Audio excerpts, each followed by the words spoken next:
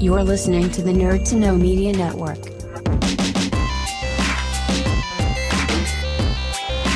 Hello and welcome to the Game Corner on Nerd to Know Media. My name is Peter Calvin and I have two wonderful guests with me today. Would you guys like to introduce yourselves actually? Hi, I'm Fionan Power. And I'm Oisin Wallace.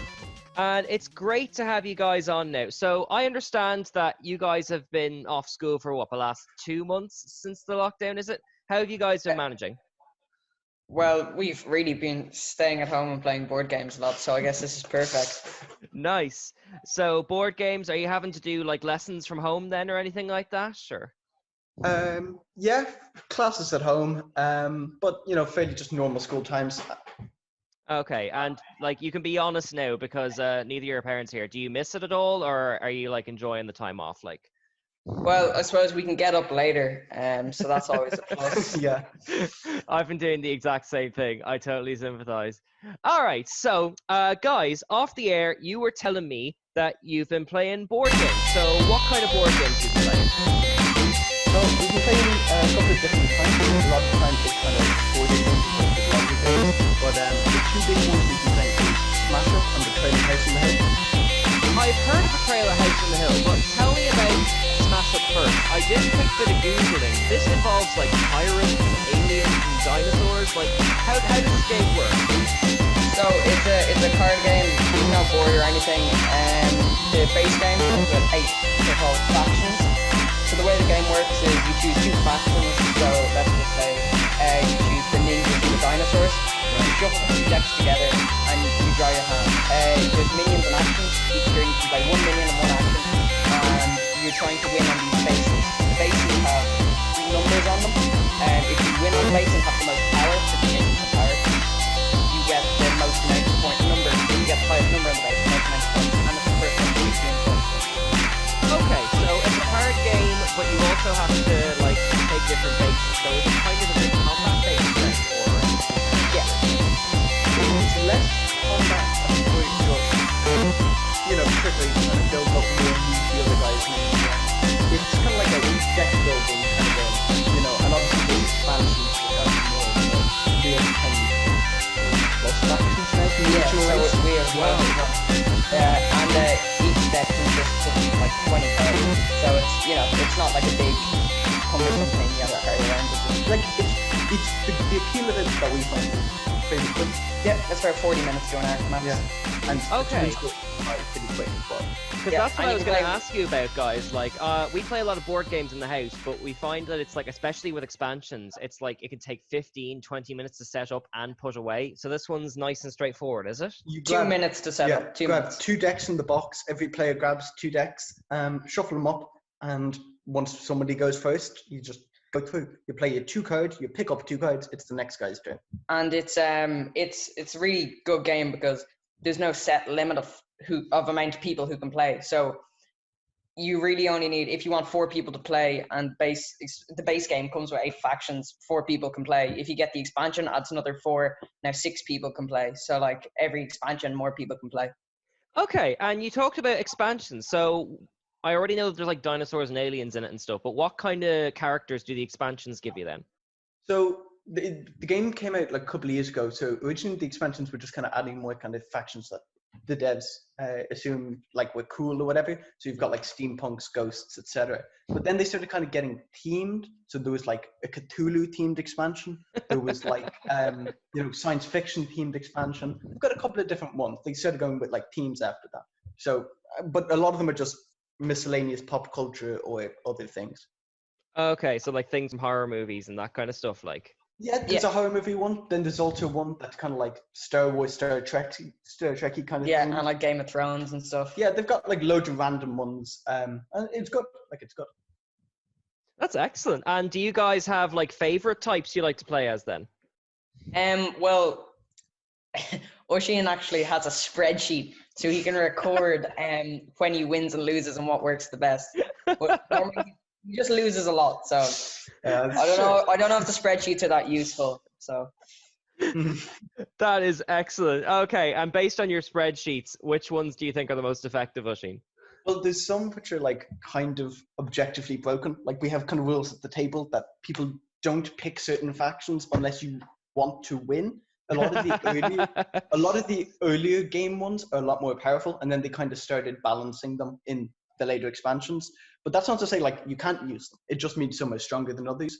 Like the aliens, I think, is one that we'll all accept. They're all about basically beaming cards up. Each faction kind of has a motif, and they're all about beaming cards up to other players' hands again. So you think you spent your turn playing at a minion, then you lose it again, and then they colonize another base, and like while you're off it, and they can get loads of points and rack up power pretty quick. Yeah.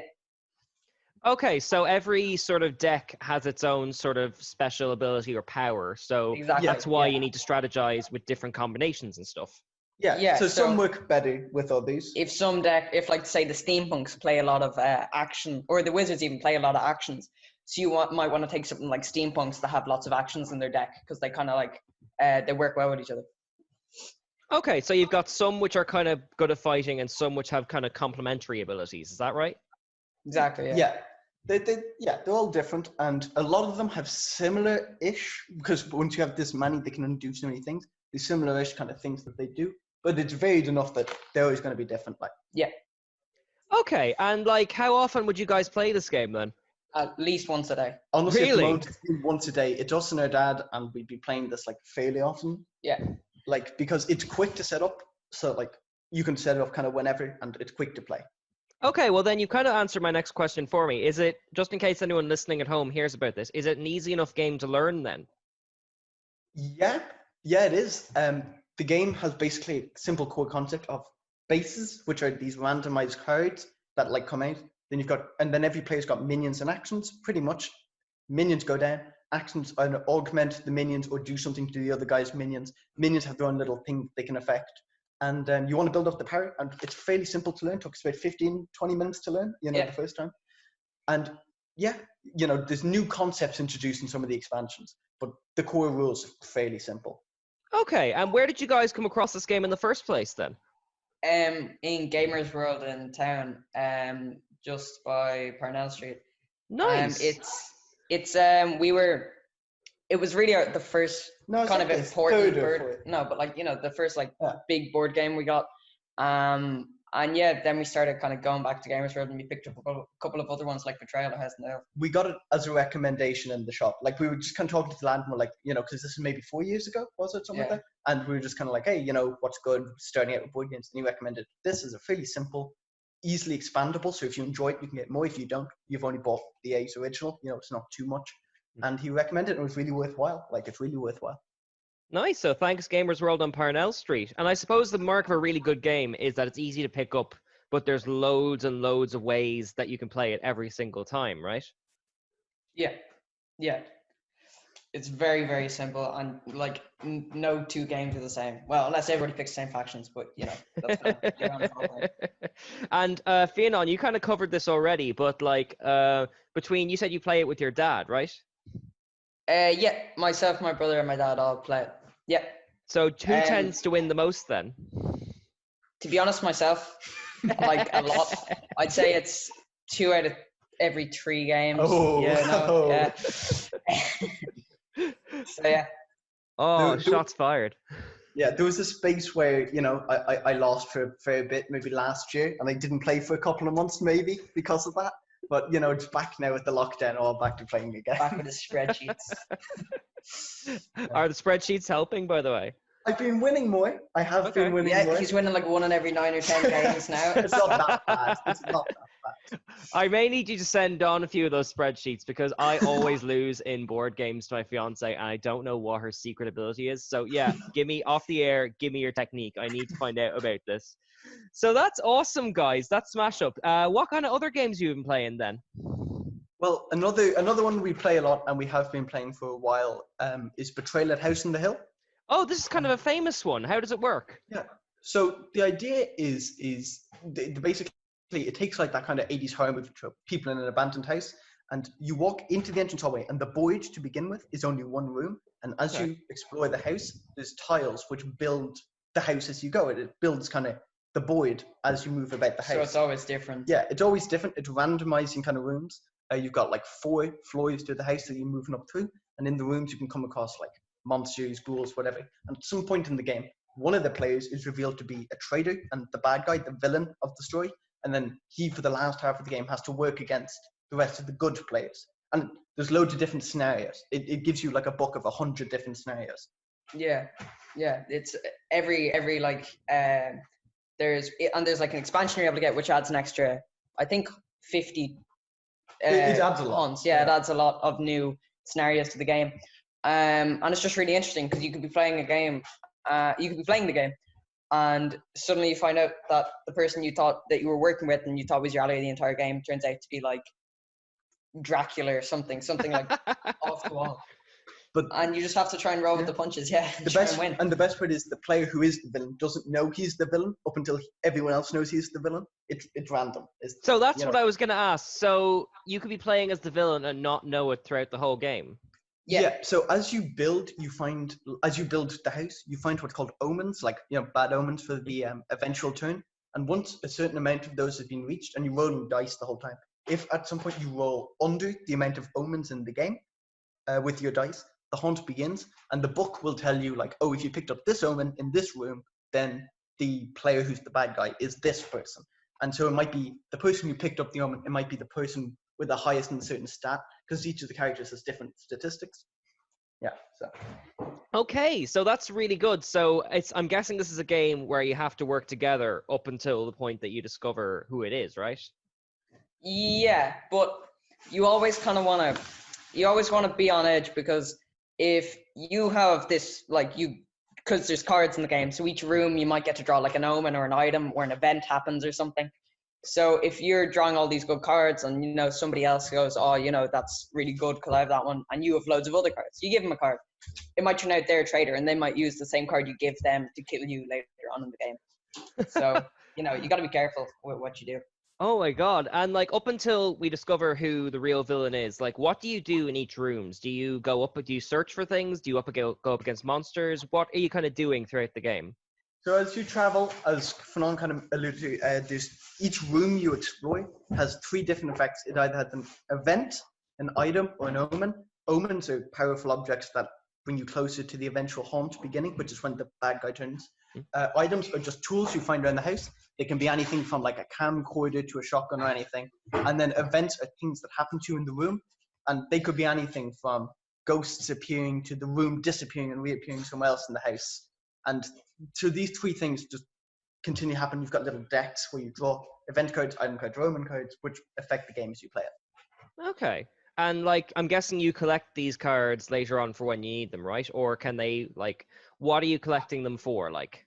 Well, events happen in the moment. They're instant. Items can be used later now, whenever, and omens can be used kind of like items, but more magical. Okay. Okay, and how often would you play this one then? It's a bit of a longer board game. It'd probably be like an hour and a half. We'd probably only play this, at the moment we're playing it a lot less, but we normally play it about once a week or maybe 2 weeks. That's still a lot, and I gotta ask, who ends up being the secret traitor the most? Well, it does depend on the character you pick and stuff, but it is fairly random. It's fairly even odds for everyone, but there's some haunt events which don't even have a traitor, or where everyone's the traitor. There's some where there's just, I don't know, Fionan, you can think of some, I'm sure. I suppose there's one where the entire house gets attacked by these giant birds, and it's the birds, the Alfred Hitchcock movie. Hitchcock. And you have to work together to try and escape and stop these things from tearing you to bits. And in that one, no one's the traitor. You're all buddy and friends. Okay, so it's not a guarantee. It's different every time, Yeah, but there's probably only about 3 or 4 that are you work together, and probably only 1 or 2 where everybody's evil. Yeah, so they really do very, one, for example, is a Saw-esque one where everyone's inside these traps and has to go to certain rooms, find keys, do the things. And then other ones could be the traders working with cultists and trying to eat the rest of the players. So it's fun, Yep. And they're all a little bit goofy. There's a little bit of humor behind them all. The players get turned into monkeys or get turned into little ants or whatever. And they're good. They're fun to play. And the events are really well written, I think, it's the good part. Yeah. A lot of good flavor text. All the cards you draw have little kind of bios on them. So they kind of explain to you what the card does before you actually like read what it does.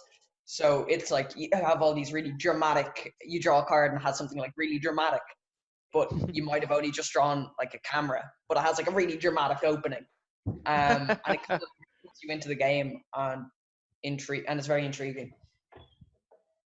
Apologies if you heard my dog barking in the background, by the way. But yeah, you've kind of hit upon this already, but I was going to ask, what kind of monsters are in this game in general? You've mentioned the birds, you've mentioned Dracula, like kind of, are we talking like original kind of characters, or are they all brand new, or what kind of stuff's in it? Some are original. Some are like the really creative kind of ones of like just varying things of like the player, the trader can be anything from like, your generic mad scientist to your embodiment of an evil god from an alternate reality or whatever. But then a lot of them as well have kind of pop culture ones, like we mentioned, like Dracula. Then there's also like Frankenstein, the Mummy, stuff like that. Blob. Yeah. So you've got like your generic kind of 80s, 90s horror culture, but then you also have independent creative stuff like, their own version take on like certain like crazy serial killers and stuff. Yeah. It's interesting. Okay, and I'm guessing there's expansions to this as well. Then you said you picked a few up. There's one expansion to this. So far, it does add a lot to the game.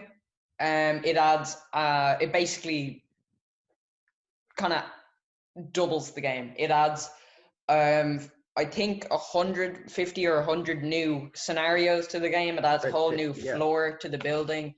Like it adds new items. It adds new omens. It just kind of adds new everything. And yeah, it's good. It doesn't change the rules, so like you don't have to learn a whole new set of rules. It just kind of makes the game better. Okay, and actually you hit on something I wanted to get back to, which is you said that you make the map of the house as you're going along. Yeah, so you don't know. So each room, like let's say you explore, has a set number of doorways in it. So you don't know what's outside that room. There's nothing down on the actual table. You just have the room you're in. And then when you go into the next room, a new tile is uncovered and added to that previous tile. So is it random, or do you get to pick, or like completely random? Like you have no idea what's going to come up, and there's probably like maybe 30 to 40 tiles for each floor, so you're not even going to get out all the tiles in each game. In the base game, each tile, there's 3 floors. There's basement, ground floor, upper floor, and each tile will have on the back of it ground, basement, upper. Sometimes both, sometimes all 3. Any amalgamation of this, and basically these tiles. So all you know about the tile before you draw it is this tile specialized for the upper room, just so they don't have things like the furnace room in the attic or whatever. They have it kind of sensibly laid out, and that was good. But otherwise, the tiles are completely random, and that's all you know before you do it. Okay, and like, what is it about this game that makes it one of your favorites to play then? Because when you're playing the same, like we are playing, let's say, the same game, Betrayal, every time, but it's completely different, even though it's the same game. I wouldn't say, like, you're never going to play a game where you have exactly the same tiles out, exactly the same events happen, the same haunt happens, the same person's the haunter, you're being the same character, because there's loads of different characters you can be. It's just, it's new. It's a new experience every time. Okay, and what's the most amount of players you've played the Betrayal one with then? You can only play with 5 or 6, I think. But there's 12 characters, so like each character card on the opposite side has a different character. So it's we played with about 5. Yeah, we normally play with about 3, but we play with 5 sometimes if like people are over and stuff. Okay, and just gotta ask, did you find this one in the shop on Parnell Street as well, or? Yeah, we did. This is another good early recommendation as well. This was probably the second. It might have even been before we got Smash this, Up. King of New York, and Smash Up were like the 3 early ones. Yeah. And nice. We played those 3 just, so they're the ones like we know some of the best because they're fairly simple to learn. This one's a little bit more complicated than Smash Up, but like, a lot of the rules are like haunt dependent, so different kind of trader turnings have special rules, and there's 2 rule books, one for the bad guys, one for the good guys. And the bad guys obviously go to a separate room to read theirs. Sometimes there's multiple bad guys if you're playing with more players. Oftentimes just one. So it's fairly simple, but we picked it up relatively early on. Yeah. Okay, and you mentioned New York game. Then we've got about say about 5 minutes left. Do you want to talk about this board game, or do you want to talk about video games you've been playing? I suppose King of New York, because it can also be quite brief, because we don't play it as much anymore. We played it a lot when we first got it. King of New York is like your typical kind of kaiju slug 'em out. You have your I was not expecting this to be a kaiju thing. yeah, you play as like this massive monster attacking New York City. There's like the Bronx, there's Queens, Manhattan, Staten Island. They have all the islands, and you gotta kind of like. It's not about killing the other guys and like becoming the most powerful. It's you want to get famous so everybody will know you. So you gotta like destroy famous buildings. You gotta take out like military divisions and stuff and take control of islands and the stuff. point of the game is that you're a giant monster, as you said, attacking the city, but all the other players are also giant monsters attacking the city at the same time, and you all are fighting for the spotlight. Yeah. You can fight the other giant monsters if you want, but really the easier way to win is to become the most famous giant monster attacking the city. You want to end up like Godzilla, like not like Mothra. You want people to know you. You want to be a big name. Oh my god! So this isn't a monster fighting game. This is a monster PR game. Yeah, exactly. And as you go, your monsters get upgrades, and you upgrade your monster to make them do loads of things. You know, they can become better at fighting, sure. But other upgrades are like makes them superstars, and they become like celebrity divas is one of the monster cards. Yeah. And they're very good artwork and very funny is like, again, the game. Okay, it sounds brilliant. Like, and how do you make your monster more famous? You mentioned taking down like buildings, but is there anything else like? Yeah, you can like draw certain cards. Like, there's one of them which is after you take out 3 tank divisions, you're able to like get this special card which is called the Statue of Liberty, and you team up with a living Statue of Liberty, and it like gives you extra fame. And there's loads of cards like that. Yeah, there's like So each turn, you'd roll the dice, right? And the dice have 6 sides to go the dice, but they won't have numbers on them. They'll have like gain health, attack, be a star, destroy a building, and gain energy. And gain energy, which is like the currency in the game. Right. And you want to try and collect combos. For example, if you get 3 gainer stars, you become the superstar, and you become like the celebrity monster for that round, and everyone else wants to take that off you.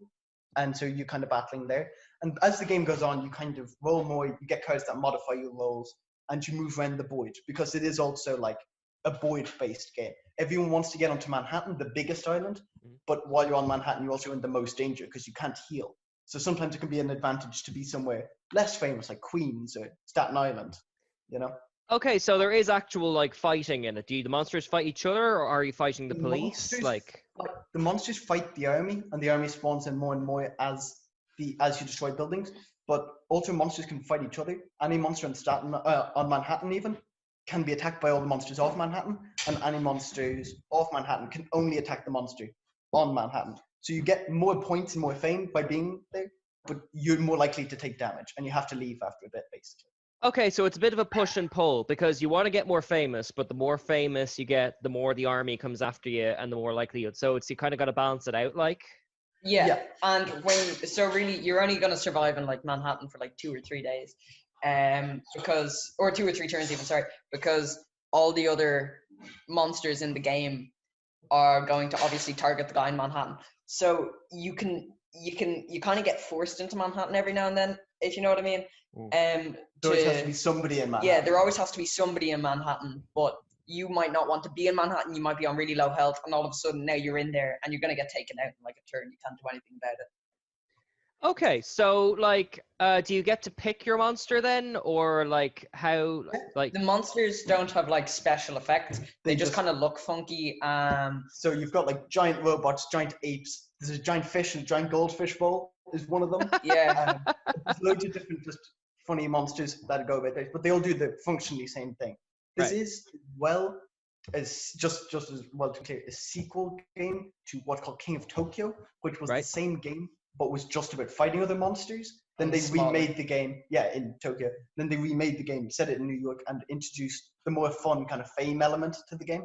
And like, we'd recommend this game more. Like, it sounds hilarious, and it's not often you find like a really funny board game, you know.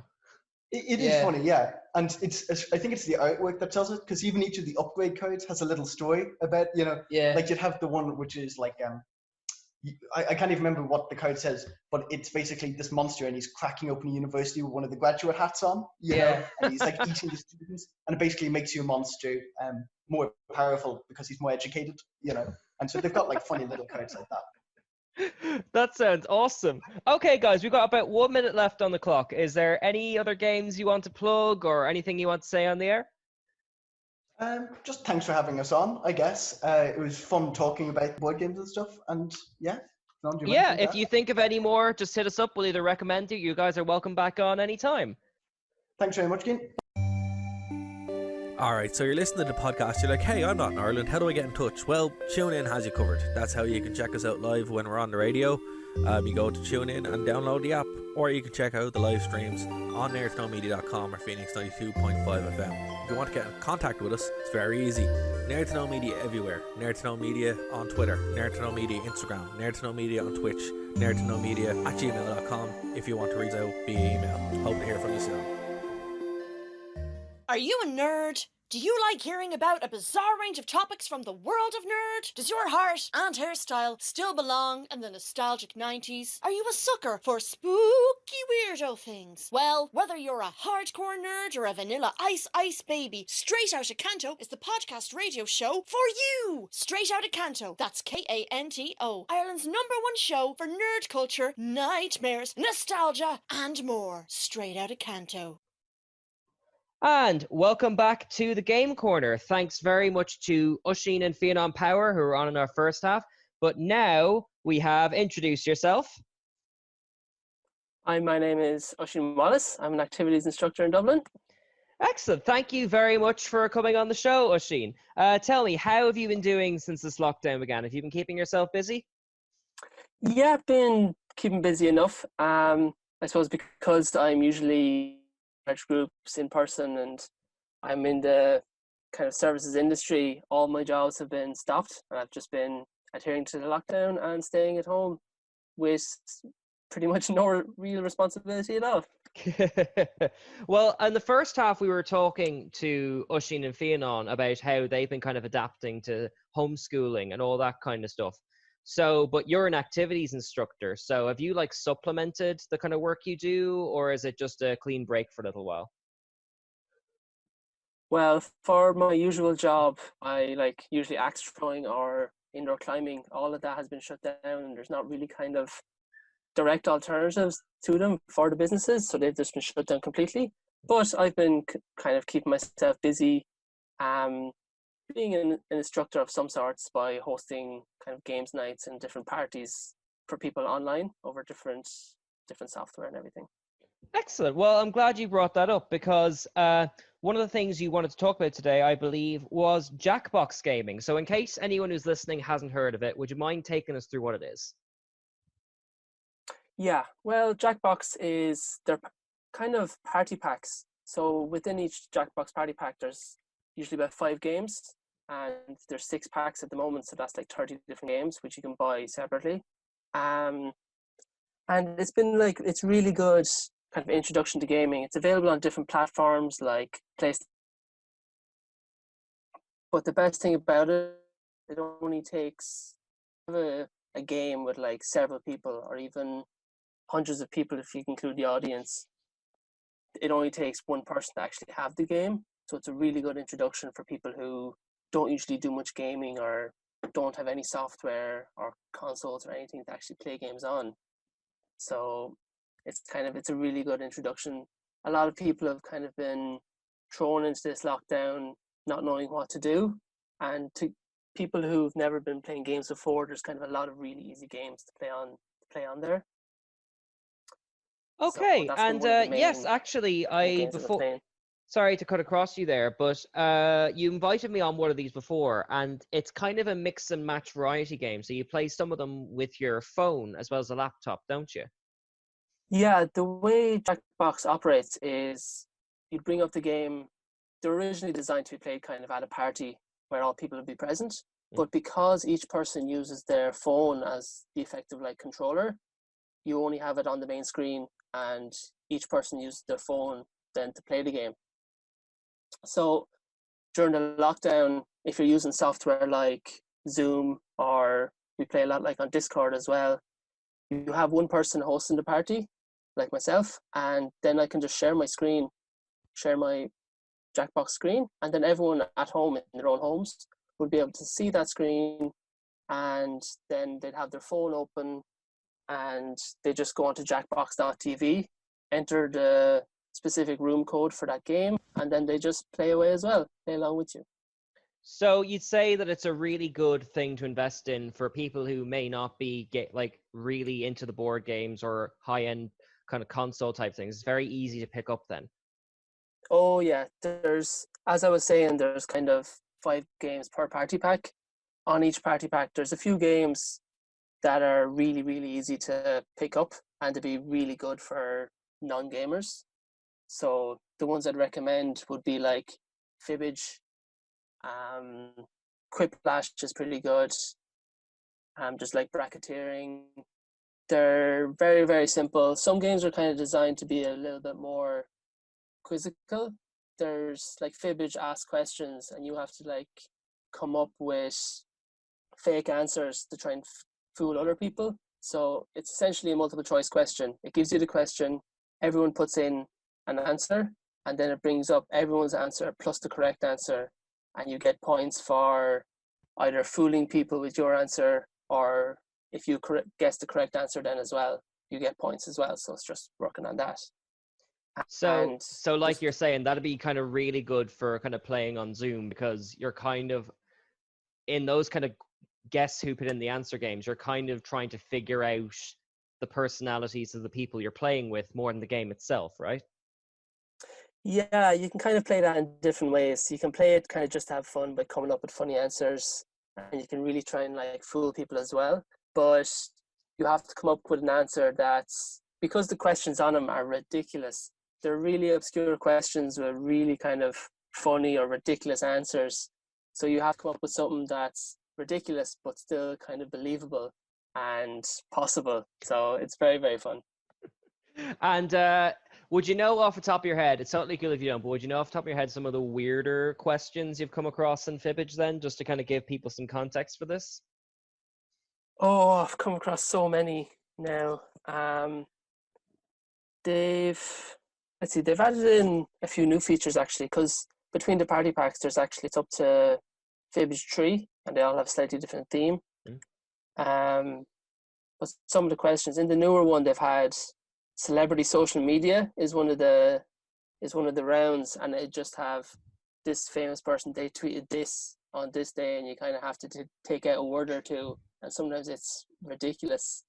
So you kind of have to try and fill in their tweet, what they wrote.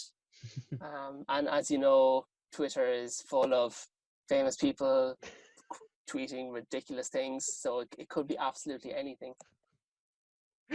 Yeah, that's very true. I gotta say, we did actually play the Jackbox on a stream with the channel staff once, and the one we really got stuck on was one where you have to design t-shirts and then put on logos separately. If you played that one. Yeah, that's TKO. That's on the Jackbox Party Pack 3. That's pretty good. You kind of have to, after you start playing some of these games, you kind of have to determine what your audience are into. Some people will love certain games and some people won't. With that, it can get very creative, because some people love to draw and just kind of design funny things. But there is a bit of downtime in that, because it takes time to kind of draw different things. So, but it is a very, very fun one. And the theme song, like, of when you're drawing, just keeps getting stuck in my head after every time I play it. Oh, it's that kind of free license type music. Yeah. Yeah, and I must say I really like the way the interface is, because in case anyone hasn't played it, your kind of monitor that everyone can see is kind of like the TV, the main screen, but everyone punches in a code to interact with it, and the phone kind of becomes your controller, right? You can answer questions and draw things on it. Yeah, so it's really, really easy to use. So as I said, it's really good for kind of people who aren't gamers or have never played games before. You actually just go onto your web browser on your phone, go to jackbox.tv, and on that site, there's just 2 little boxes. There's one where you just enter your name that you're going to be using for the game, and just a 4-digit code and on the main screen, when you start the game, it'll have that 4-digit code there. You just enter that, press play, and then you're in the game. Throughout the game, then you'll be given prompts depending on what the game is, and it's super easy. And I suppose it would have the kind of Cards Against Humanity thing where you kind of start to learn things about each other based on who puts in which joke answers and that kind of stuff. Yeah, you really get to learn kind of each person's humor, and kind of creativity and everything like that. So sometimes you can kind of predict what some people are, but in a lot of games, in a lot of different games on it, that doesn't really come into it. Sometimes some of the games are really designed just to be funny, like Quiplash, and like Survive the Internet. They're designed just to be the funniest person. Oh, I haven't heard of Survive the Internet. What's that one? It's a little bit kind of, I wouldn't say trickier, but it's kind of a little bit harder to understand for people who haven't played it before. But what it does is it brings you to different kind of types of web page. Like it could be a crowdfunding site. It could be, these are not actual sites, like it's just a theme. Crowdfunding, it could be an interview where it's like job sourcing. It could be a social network, and you have to enter, it'll give you a question, you come up with a response, and then it'll give that response to somebody else, and they don't know who it was, and they have to come up with ridiculous to make you look really silly writing that response. So you have to make up your own question, or it makes their response look ridiculous. So But you've kind of hit the nail on the head there. It is kind of playful and about kind of playing off each other and working together. It's not like a Trivial Pursuit heavy type thing. It is kind of more fun and playful, like. Yeah, so that's what's beautiful about the Jackbox games is it's such a variety. Like with some of the games, it is just about having fun. No one really cares who wins. It's not about winning. It's just about being funny and having fun. And then there's some games where, like, a really good one is Trivia Murder Party, where it is really like a trivia game, and it comes up with questions. It gives multiple choice. You try and guess the right answer, and if you get the answer wrong, everyone who got the answer wrong is brought into this puzzle room, and it has really, really creative puzzles where if you get it wrong or you fail, you die. And then the game keeps going, asking questions and playing puzzles until there's only one survivor left. And then that person has to make a run for the exit by answering questions. But all the dead people are trying to then answer the same questions, but they have a little advantage, and they have to catch up with the person, and then they can steal their life force and actually win the game, even though they died during it. So that's one of the games where it's kind of a little bit about winning. So there's such variety. There is kind of something for everybody on there. Okay, well, I think that's an excellent recommendation. And before we move on to one of your other picks, who do you tend to play with us with then? The most of the time, since the lockdown, I've started hosting a bi-weekly, twice a week, games night with the Jolly Boat crew. The Jolly Boat crew are it's this community that it started off following it's a British comedy music, I suppose, band or duo, and it just developed into this really nice, wholesome community of people helping each other, just common interests and everything, and they're really, really nice. So when the lockdown started, they started a really big Discord, and with loads and loads of subgroups. So within that, I started a Jackbox party group, and we have it like twice a week. And then I also host like Jackbox nights as well, so for just friends and family and everyone. Okay, well then you mentioned earlier that people can join in and also people can watch you play the game. So maybe if people wanted to watch one of your sessions, where could they find them online? Well, the sessions I run with Jollyboat, that's just from their Discord, so we can all talk to each other as well on the Discord. So if you follow Jollyboat on Facebook, all the details will be on there, how to join the Discord and everything, and you can kind of go from there, just kind of meet all the Jollyboat folk. Lovely. Okay, well then, jolly boats where to find Oisin's Jackbox sessions. You've got about 10 minutes left, so is there anything else you would like to recommend on the air? Yes, actually, I kind of had been really into board games, just like actual in real life board games before all of this started. So I used to host board game parties like at my house, but obviously can't do that anymore. So with one or two people for like small games, I actually mounted a small sports camera that I had above the table and put out the actual board game, so you can see, we can stream that through camera and play with people like over Zoom, because you can share that screen. So that works well for some games. Like for any games you can think of, any board games where you have a hand of cards and you're going against other people, you can't really do that because they can't have the card, you have the cards, and you can't just show them without seeing them really. But there's a lot of games, like our favorite ones we play.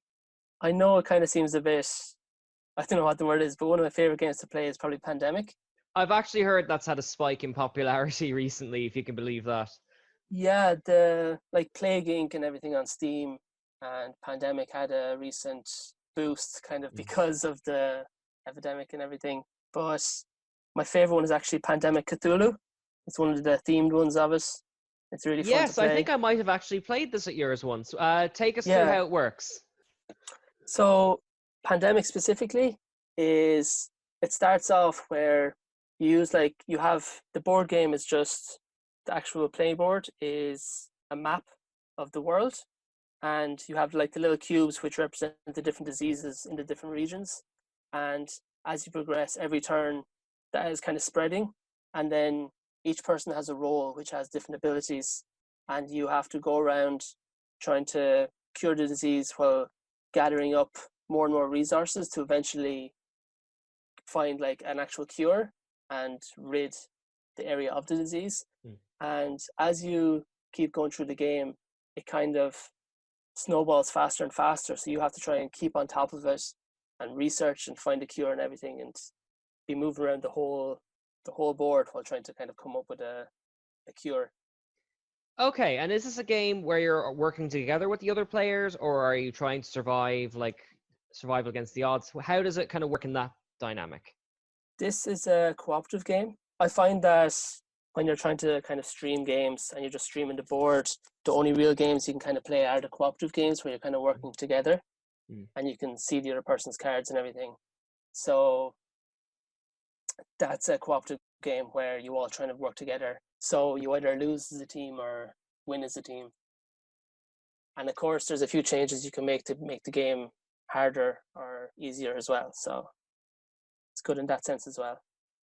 Okay, and like I think you're onto a very good point there, which is competitive games. Not only are they hard to do over kind of Skype and Zoom and all that, because cards and things that everyone has to see the board and all that, but at the same, there's also a dimension that, like, in a weird way, when you're seeing friends only over Skype once a week or whatever, I feel like there isn't this want to be competitive. Like, even the quizzes I do, we're all on a team together against the quiz. Like, have you found that your experience with kind of playing online with your friends?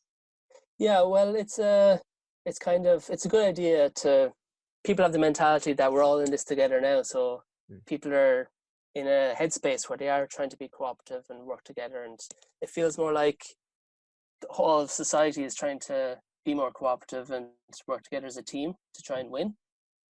So I feel like those games kind of work a little bit better. But saying that, some people do like a kind of distraction, and people are a bit more competitive, so they do like the more competitive games. Yeah. So, but I feel when streaming live games, the cooperative ones work best. Okay, and I've got to ask, so you've got a normal version of the game and a Cthulhu version. What does Cthulhu bring to the table? So the Cthulhu version works a little bit differently. Instead of a disease spreading, what it is, there's different regions, and there's kind of high priests that are trying to raise Cthulhu. So they kind of are expanding and growing, and you have to try and kind of keep on top of them trying to control their population. And every so often, like a Shaggoth appears, and if he gets to the portal, he'll raise Cthulhu instantly and you'll lose. So you kind of really have to keep an eye on those. So it works really well. Every time it's called when the like, there's loads of different kind of gods. As Right. you know, like Cthulhu is one of the big demons, so he's always the end. If he's raised, it's over. But during the course of the game, other kind of demons and gods will raise up, and they'll have different abilities which will make it harder.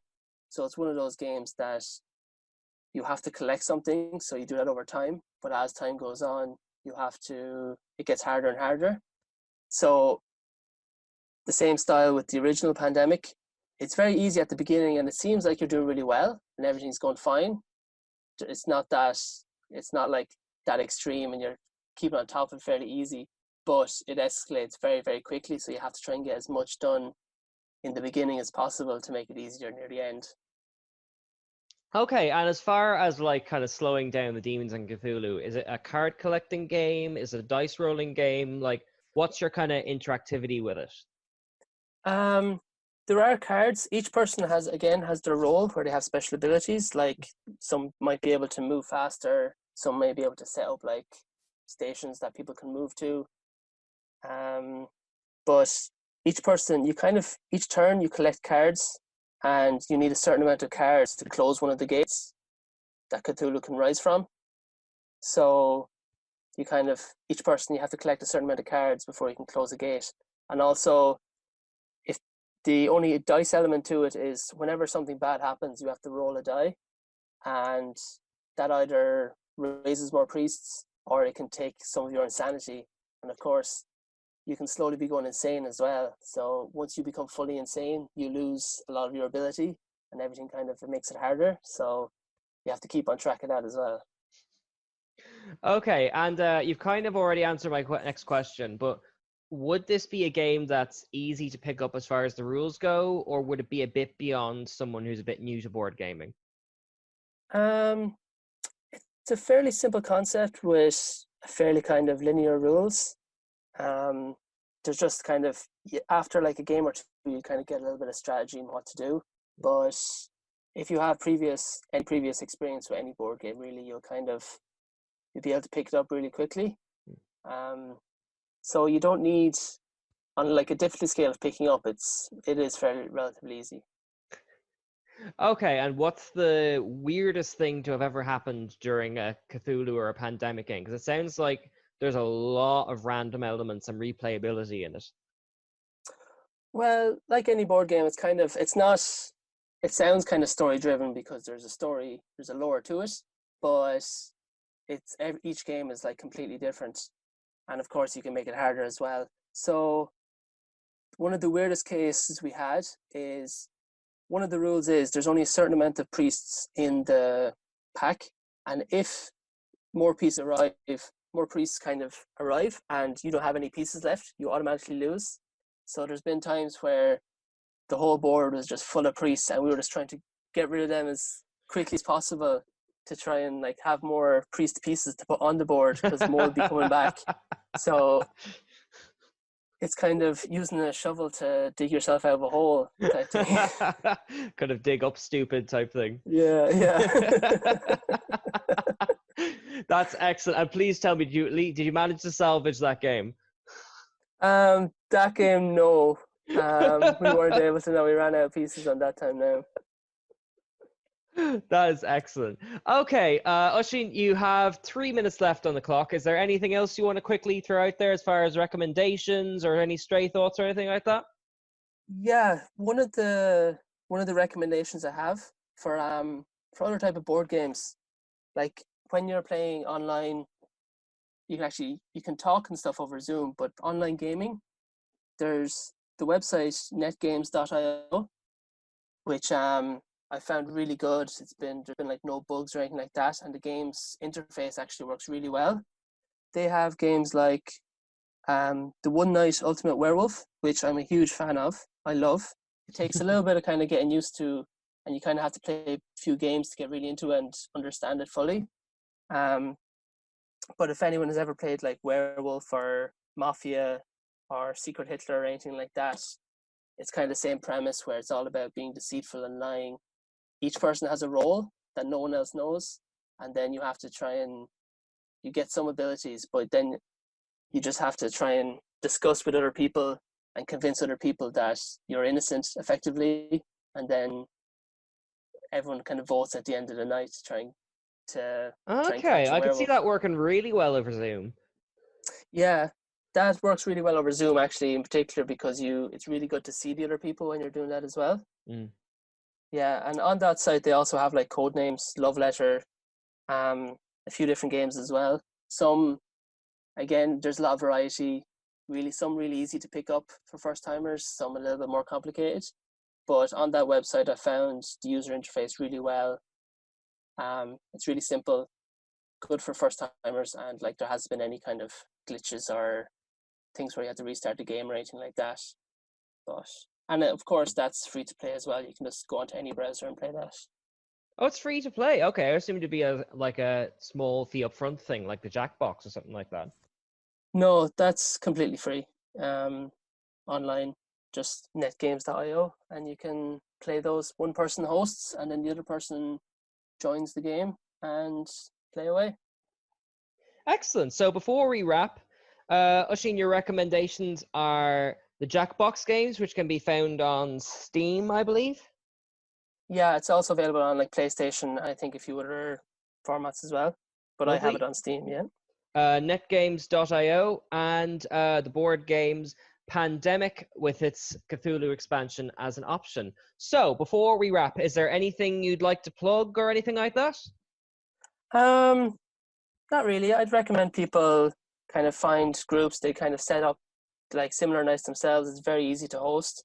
It's very good for kind of keeping in contact with people if people have an excuse and they have fun to play with as well.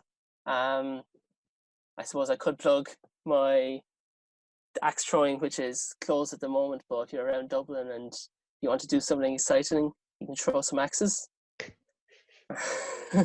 Yes, Yeah, I've heard those classes are great crack. I've been meaning to go for ages.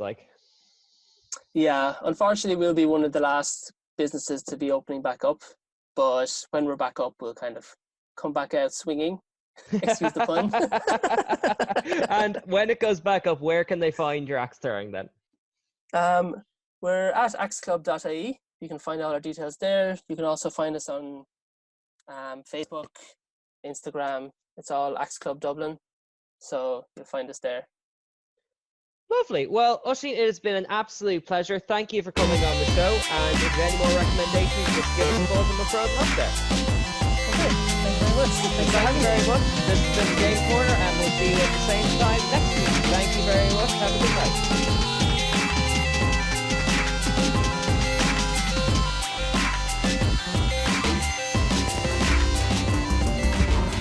Join us at nerdtoknowmedia.com.